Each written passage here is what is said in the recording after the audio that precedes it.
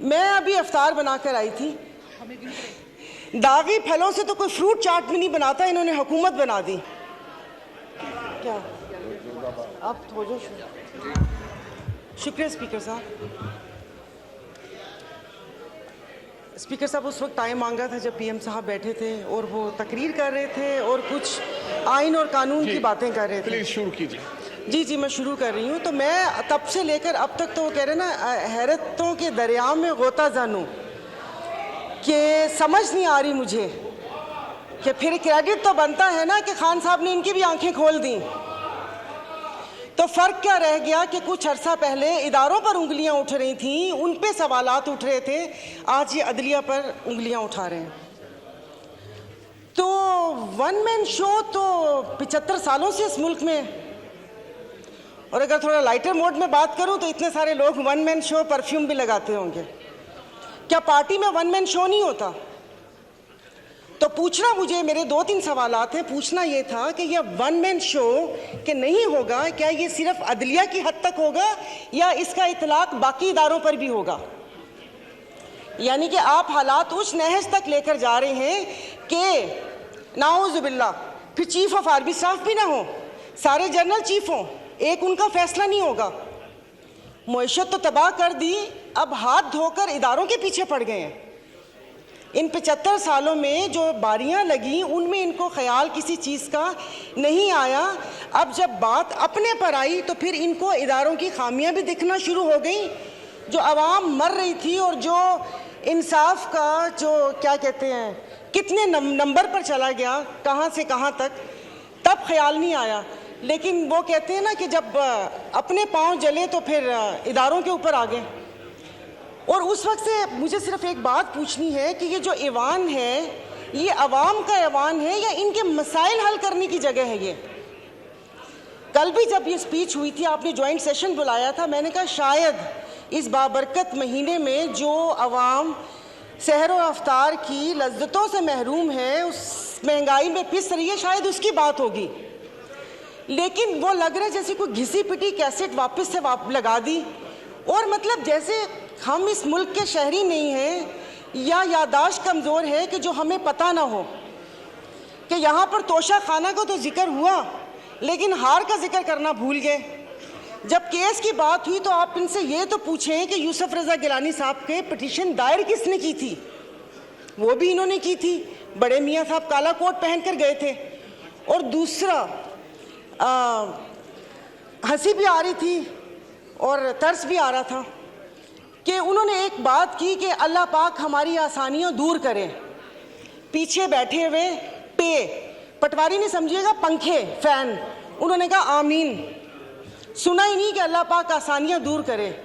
और दूसरा आपने साले मोहम्मद को बोला तशरीफ़ रखें, पीएम साहब बैठ गए, तो कितने मासूम हैं। तो यहाँ पर कोई ऐवान पे आवाम की बात करनी चाहिए। स्पीकर साहब, मतलब चीज़ें हाथ से जब फिसल जाएंगी तो फिर ये नुकसान पाकिस्तान का होगा। यहाँ पर मेरे ये इस तरफ बैठे वालों को ये खौफ था, जिसका वक्तन फ़वक्तन इजहार भी किया गया कि वो आ गए तो इनको नहीं छोड़ेंगे।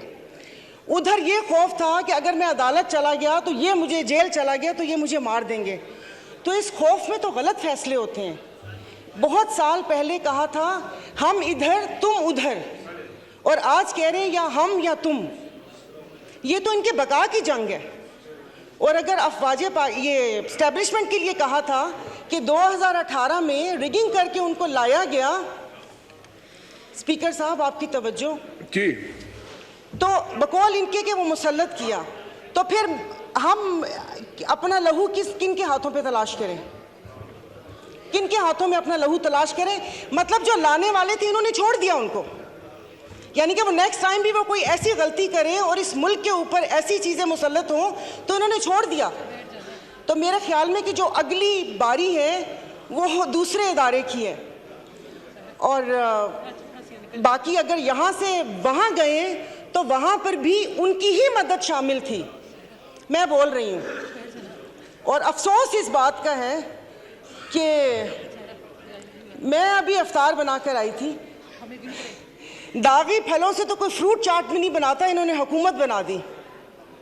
तो इनकी किसी बात के ऊपर कोई बिल, कोई चीज़ हमारी मुखालफत है, मैं इस चीज़ को नहीं करूंगी, भले वो किसी की इज्जत और तकरीम का बिल आए या ये बिल आए। और दूसरी बात स्पीकर साहब, यहाँ पर असेंबली ही पूरी नहीं है, आपकी 228 की स्ट्रेंथ ही नहीं है, तो कानून साजी कैसे होगी?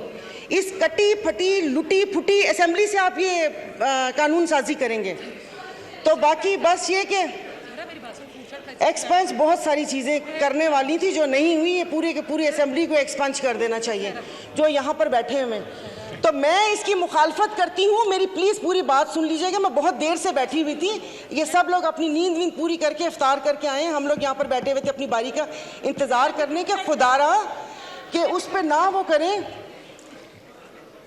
अब एक शेर बनता है डस्के पे, सुना दूंगी, तो वो देखिए, तो ये ना करें कि चीज़ें हमारे हाथ से फिसल जाएं, अदलिया हो या अफवाज पाकिस्तान हो, हमारे लिए मोहतरम है। जब यहाँ पर सवाल उठना शुरू हो जाएंगे, वो पंजाबी का शेर है ना कि जितना ते हारना दो अलग शैवा, ए दुखिया नाल साढ़े यक्के ते ना मारो, इन दुखियों से आप इक्के मार रहे हैं।